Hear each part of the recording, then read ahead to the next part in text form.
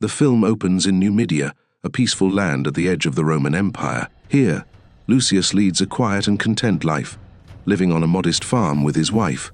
For Lucius, this is paradise, a stark contrast to the political intrigue and corruption of Rome, which he purposely avoids. One day, as Lucius and his wife enjoy a quiet afternoon on the farm, the calm is shattered by the rumbling sounds of war. The ground shakes as Roman legions, led by the ambitious general Marcus Acacius, under the orders of corrupt Roman senators, his forces invade Numidia, sweeping through the land with brutal efficiency. Lucius, along with his fellow Numidian chieftain and his wife, fights valiantly to defend his home. In the chaos of battle, Lucius's wife is tragically struck down, and Lucius is captured, shackled, and dragged away from the wreckage of his once peaceful life, sold into slavery and stripped of his identity. But this betrayal by Rome marks the beginning of a journey of vengeance, survival, and justice. Now a slave in the heart of the Roman Empire, Lucius finds himself in the grim and brutal world of gladiatorial combat. Thrown into the arena, he must fight not only for survival, but for his very soul. His first battles are against wild beasts, creatures of unimaginable strength and ferocity. Lucius's victory over the animals is hard-earned, but it comes at a terrible cost. In the chaos of the battle,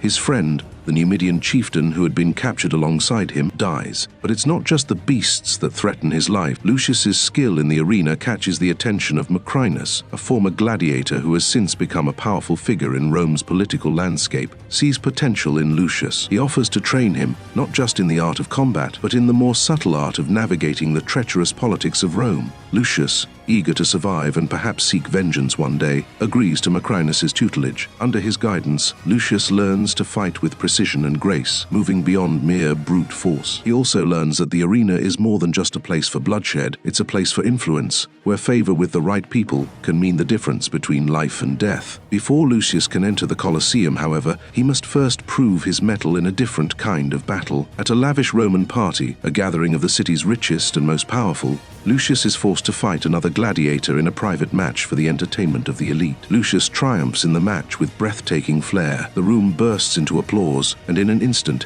he is catapulted to the heights of Roman society, becoming a new sensation. As Lucius rises to fame, he transcends his role as a mere gladiator. He becomes a living symbol. To the oppressed masses, he embodies strength and defiance against the corrupt Roman system. To the ruling elite, he is a dangerous threat that must be eradicated. The political machinations of Rome, long simmering beneath the surface, begin to close in on him. General Acacius, the man responsible for ruining Lucius's life, has ascended even higher in the ranks of Roman power. Though Lucius now fights in the arena, the fire of vengeance still burns within him. The corrupt senators, sensing his growing influence, move swiftly to eliminate him before he can rally the people to his cause. Enter Lucilla, Lucius's mother, who has long worked in the shadows to safeguard her son's future. In a rare, quiet moment with him, she reflects on the fall of Rome, from a beacon of glory to a den of vipers. Their conversation, laden with both sorrow and resolve, serves as a poignant reminder of the deeply personal stakes in Lucius's fight for justice. As Lucius's fame and power continue to grow, he crosses paths with Gracchus, a charismatic and influential figure within Roman politics. Gracchus has his own vendetta against the Senate's corruption, and he sees in Lucius a valuable ally for the rebellion he has long been planning. Together, they begin to form a movement, one that threatens to tear apart the very fabric of Rome's power structure. But the conspiracy runs deeper than Lucius could have ever anticipated.